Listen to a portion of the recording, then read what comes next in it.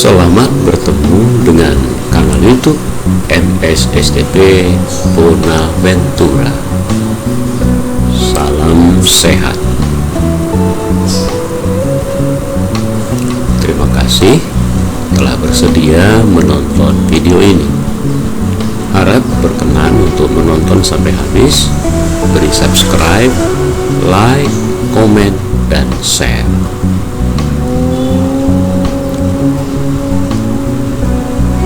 Dalam video ini kita akan membahas tentang jenis-jenis paragraf. Jenis-jenis paragraf dibedakan atas beberapa sudut pandang. Yang pertama, berdasarkan letak kalimat utama, paragraf dibedakan atas paragraf deduktif, paragraf induktif, paragraf campuran, dan paragraf kesimpulan. Ditinjau berdasarkan cara pengembangannya, paragraf dibedakan atas paragraf definisi, paragraf contoh, paragraf perbandingan, dan paragraf sebab akibat. Ditinjau dari segi jenis karangan, maka paragraf dibedakan atas paragraf narasi, paragraf deskripsi, paragraf eksposisi, paragraf argumentasi, dan paragraf persuasi. Sekarang kita akan membahas jenis-jenis paragraf berdasarkan letak kalimat utama, yaitu paragraf deduktif, paragraf induktif, paragraf campuran, dan paragraf kesimpulan. Kita mulai dengan paragraf deduktif. Ini adalah paragraf yang kalimat utamanya terletak di awal paragraf. Atau dengan kata lain, paragraf deduktif itu adalah paragraf yang kalimat utamanya atau kalimat topiknya terletak dalam kalimat pertama.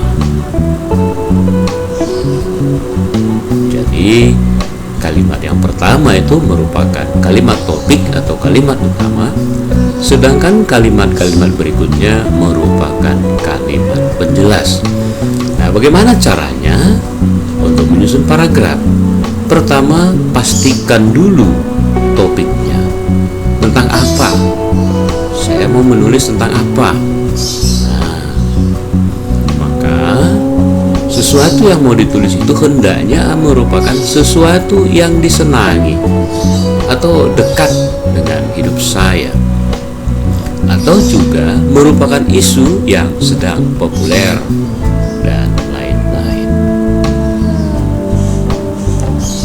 Sekarang kita ambil sebagai misal COVID-19. Topik ini dekat dengan hidup kita masing-masing, bahkan kita ingin menjauhinya.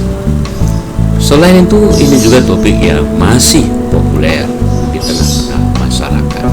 Kita misalkan topiknya adalah tentang COVID-19.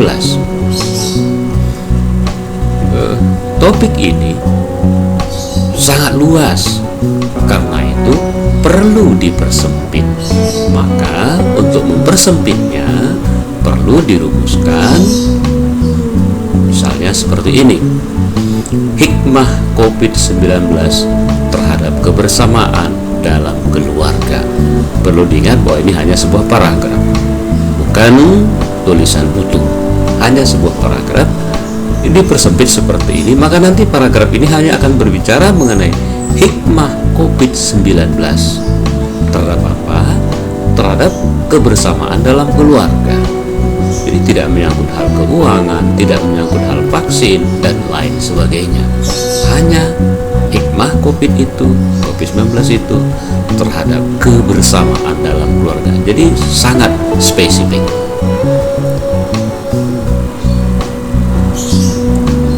Nah, sekarang kita menuliskan kalimat utama dari topik yang sudah dipersempit tadi. Misalkan kita membuat kalimat pertama atau kalimat utama dalam paragraf reduksi ini sebagai berikut. Pandemi COVID-19 ternyata ada juga hikmahnya. Tentu tidak hanya satu kalimat, harus dilanjutkan dengan kalimat-kalimat lain sebagai penjelasan terhadap kalimat topik tadi. Misalnya, hikmah itu sangat terasa bagi terciptanya kebersamaan dalam sebuah keluarga. Lihat, yang diulang di sini adalah kata hikmah. Kata terakhir dari kalimat pertama itu diulang, lalu dijelaskan sangat terasa bagi kebersamaan. Kita teruskan kalimat kedua. Hal ini sangat terasa dalam keluarga kami. Hal ini berarti hal yang di atas ini, hal hikmah tadi itu. Nah, bagaimana terasanya itu dijabarkan lagi lebih luas. Dulu sebelum pandemi ini, kami sekeluarga sangat susah berkumpulnya. Ini masih tentang dulu ya. Kami semua mempunyai kesibukan masing-masing. Jadi tadi sangat susah berkumpulnya dijelaskan oleh ini. Kami semua mempunyai kesibukan masing-masing. Seterusnya, ada yang berangkat pagi buta, ada yang berangkat agak siang, ada pula yang berangkat sore. Nah, ini kan kami semua mempunyai kesibukan itu dijelaskan dengan cara ini. Kita teruskan. Demikian juga pulangnya ke rumah. Ada yang pulang sore, ada pula yang pulang malam. Jadi ini menjelaskan ini kesibukan masing-masing sehingga susah berkumpul. Jadi dijelaskan oleh kalimat-kalimat berikutnya. Terusnya, hampir tidak pernah kami berkumpul secara lengkap. Bahkan pada hari Minggu pun ada yang harus pergi bekerja. Ini sambungannya. Sekarang dalam kondisi pandemi ini, kami semua justru lebih banyak berada di rumah. Agar kebersamaan ini tidak menimbulkan cekcok karena jenuh misalnya, maka tiap-tiap orang bersikeras untuk menciptakan suasana ceria. Jadi seluruh paragraf ini, seluruh kalimat-kalimat ini menjelaskan kalimat yang pertama tadi, bahwa pandemi COVID-19 ada hikmahnya bagi kebersamaan dalam keluarga. Nah, ini kemudian ditulis dalam sebuah paragraf yang lengkap. Ini sudah lengkap. Pandemi COVID-19 ternyata ada juga hikmahnya. Hikmah itu sangat terasa bagi terciptanya kebersamaan dalam sebuah keluarga. Hal ini sangat terasa dalam keluarga kami. Hal hikmah tadi maksudnya. Dulu sebelum ada pandemi ini, kami sekeluarga sangat susah berkumpulnya. Kami semua mempunyai kesibukan masing-masing. Ada yang berangkat pagi buta, ada yang agak siang, ada pula yang berangkat sore. Demikian juga pulangnya ke rumah. Ada yang pulang sore, ada pula yang pulang malam. Hampir tidak pernah kami berkumpul secara lengkap. Bahkan pada hari Minggu pun ada yang harus pergi bekerja. Sekarang dalam kondisi pandemi ini, kami semua justru lebih banyak berada di rumah. Agar kebersamaan ini tidak menimbulkan cekcok karena jenuh misalnya, maka tiap-tiap orang berkreasi untuk menciptakan suasana ceria. Jadi kalau dulu sebelum pandemi itu susah berkumpul karena ada yang pergi pagi, pergi siang, pergi malam, pulang malam, dan seterusnya. Maka sekarang dengan COVID ini, kita atau keluarga kami boleh berkumpul di rumah. Inilah hikmahnya. Nah, jadi dengan demikian kalimat utama atau kalimat pertama dijelaskan oleh seluruh kalimat berikutnya secara beruntun, tidak melompat-lompat, namun secara tertib. Sekarang kita melanjut dengan paragraf kedua, yaitu paragraf induktif. Paragraf ini merupakan kebalikan dari paragraf deduktif, sebab dalam paragraf ini kalimat utama terletak pada baris terakhir. Artinya kalimat-kalimat penjelas disusun dari awal paragraf, lalu nanti ditutup dengan kalimat utama sebagai kesimpulan. Jadi dalam paragraf induktif ini kalimat utama terdapat pada kalimat terakhir. Langkah penyusunannya sama saja, menetapkan topik, mempersempit bahasan, lalu kalimat utama disimpan dulu, nanti terakhir baru diungkapkan. Nah, kita ambil sebuah contoh. Topiknya jatuh cinta. Ini dipersempit menjadi aku sedang jatuh cinta kepadamu. Nah, kita mulai menyusun kalimat-kalimat. Ritual pertama yang aku lakukan setiap bangun pagi adalah mengingat dirimu, wajahmu, hidungmu, matamu, rambutmu, suaramu, ya semuanya lah. Setelah itu baru aku bisa melakukan aktivitas lain seperti mandi, sarapan, dan sebagainya. Semuanya itu aku lakukan dengan sangat terburu-buru karena ingin secepatnya tiba di kampus agar bisa melihat kamu. Syukur kalau bisa menyapa. Akan tetapi begitu bertemu denganmu, apalagi saat bola mata kita saling beradu, aduh, dada ini seperti bergemuruh, seakan ada petir di dalam sana. Kalimat-kalimat indah yang sudah kupersiapkan dari tadi malam sirna entah kemana. Yang ada tinggal rasa gugup dan terpesona. Ya, kini kusadari aku sedang jatuh cinta kepadamu. Nah, jadi kalimat utamanya terletak pada kalimat yang terakhir ini sebagai kesimpulan dari seluruh uraian, yaitu kini kusadari aku sedang jatuh cinta kepadamu. Nah, ini kita lihat paragraf selengkapnya. Ritual pertama yang aku lakukan setiap bangun pagi adalah mengingat dirimu, wajahmu, hidungmu, matamu, rambutmu, suaramu, ya semuanya lah. Setelah itu barulah aku bisa melakukan aktivitas lain seperti mandi, sarapan, dan sebagainya.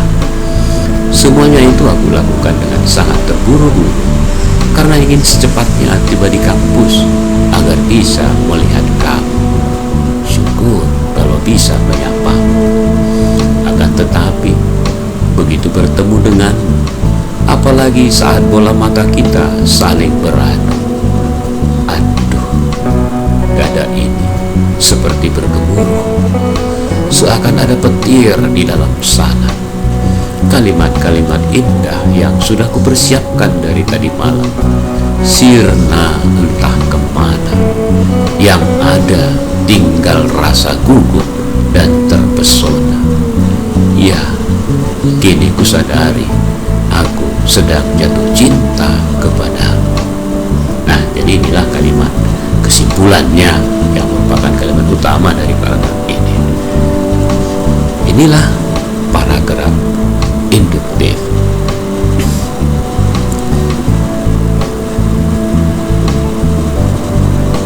Kita lanjut sekarang dengan paragraf ketiga yang dinamakan dengan paragraf campuran.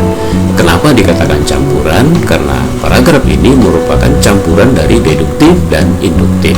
Artinya ada kalimat utama terdapat di awal dan kalimat utama juga terdapat di akhir paragraf. Atau dengan kata lain, kalimat pertama dari paragraf ini adalah kalimat utama Demikian juga kalimat terakhir adalah kalimat utama. Jadi kalimat pertama dan kalimat terakhir itu nadanya sama, maknanya sama. Pengucapannya atau kata-katanya kurang lebih ada bedanya tentunya. Teknik penulisannya sama saja. Tentukan topik, persempit topik, tulis kalimat utama, kembangkan dengan kalimat-kalimat penjelas, lalu akhiri dengan kalimat utama sebagai kalimat kesimpulan yang tidak jauh beda dengan kalimat yang pertama. Kita mulai dengan sebuah contoh. Topiknya Presiden Joko Widodo. Dipersempit, Presiden Joko Widodo sangat kuat menanggung segala macam hujatan. Mulai kita buat kalimat utamanya, Bapak Joko Widodo, Presiden Republik Indonesia, sangat kuat menanggung segala macam hujatan. Kita lanjutkan dengan kalimat-kalimat penjelas. Sejak mencalonkan diri menjadi Presiden RI ke-7 untuk menggantikan SBY, beliau telah diserang dengan berbagai kritikan. Kritikan itu seringkali menjurus pada privasi beliau dan keluarga. Tidak jarang kritikan itu berubah menjadi hujatan. Hujatan yang paling bertubi-tubi terjadi pada masa Pilpres 2019. Pada waktu itu, apapun yang diperbuat atau yang diucapkan oleh Pak Jokowi selalu dijadikan sasaran hujatan oleh lawan-lawan politik beliau. Kita lanjutkan. Masih terngiang dalam ingatan saya bagaimana Pak Jokowi dihujat, misalnya hanya gara-gara ada badan jalan yang rusak ke lokasi tertentu. Sekarang di masa pandemi COVID-19 ini, Bapak Jokowi tetap saja menjadi sasaran hujatan dari berbagai pihak. Belakangan bahkan muncul wacana pemecatan presiden dari kalangan perguruan tinggi tertentu. Atas semua kritik atau hujatan itu, Bapak Joko Widodo baik-baik saja. Kesimpulannya atau kalimat penutupnya, sampai hari ini beliau begitu kuat menanggung semua beban hujatan itu. Nah, sekarang kita lihat paragrafnya secara lengkap. Bapak Joko Widodo, Presiden Republik Indonesia, sangat kuat menanggung segala macam hujatan. Sejak mencalonkan diri menjadi Presiden RI ke-7 untuk menggantikan SBY, beliau telah diserang dengan berbagai kritikan. Kritikan itu seringkali menjurus pada privasi beliau dan keluarga. Tidak jarang kritikan itu berubah menjadi hujatan. Hujatan paling bertubi-tubi terjadi pada masa Pilpres 2019. Pada waktu itu, apapun yang diperbuat atau yang diucapkan oleh Pak Jokowi selalu dijadikan sasaran hujatan oleh lawan-lawan politiknya. Masih terngiang dalam ingatan saya bagaimana beliau dihujat, misalnya hanya gara-gara ada badan jalan yang rusak ke lokasi tertentu. Sekarang, di masa pandemi COVID-19 ini, Pak Jokowi tetap saja menjadi sasaran hujatan dari berbagai pihak. Belakangan bahkan muncul wacana pemecatan presiden dari perguruan tinggi tertentu. Atas semua kritik atau hujatan itu, Bapak Joko Widodo baik-baik saja. Sampai hari ini, beliau begitu kuat menanggung semua hujatan tersebut. Nah, jadi ini yang di garis tebal ini, di bold ini merupakan kalimat utama dari paragraf tersebut. Kita melanjut pada paragraf berikutnya atau yang terakhir berdasarkan tata kalimat utama ini yang dinamakan dengan paragraf kesimpulan. Paragraf ini tidak secara eksplisit, tidak secara tertulis menyebutkan kalimat utamanya, tapi tidak berarti tidak punya pikiran utama, ya, tidak berarti tidak punya inti atau kesimpulan. Tapi kalimat utama itu disimpulkan sendiri oleh pembacanya. Nah, cara menyusunnya pada dasarnya sama saja dengan ketiga paragraf sebelumnya, menetapkan topik, mempersempit topik, menyusun kalimat-kalimat penjelas tanpa membuat kalimat utama atau kalimat topiknya. Kita ambil sebuah contoh. Topiknya tentang berita hoax di media sosial. Ini dipersempit menjadi banyak orang termakan berita hoax di media sosial. Nah, kita mulai dengan kalimat-kalimat penjelas. Banyak orang yang tidak kritis terhadap berita di media sosial. Situasi ini ternyata dimanfaatkan oleh orang-orang yang suka dengan kekisruhan di masyarakat. Mereka ini suka menyebar berita yang tidak berdasar alias bohong. Bahkan ada yang sengaja memelintir isu agar kelihatan keren dan disukai banyak orang. Sayangnya, orang-orang yang tidak kritis tadi langsung senang dengan berita itu dan menyebarkannya lewat medsosnya tanpa terlebih dahulu mencari kebenarannya. Kita teruskan. Seakan-akan ada kebanggaan tersendiri kalau berhasil menjadi yang pertama menyebarkan berita tersebut, tidak kedahuluan oleh yang lain.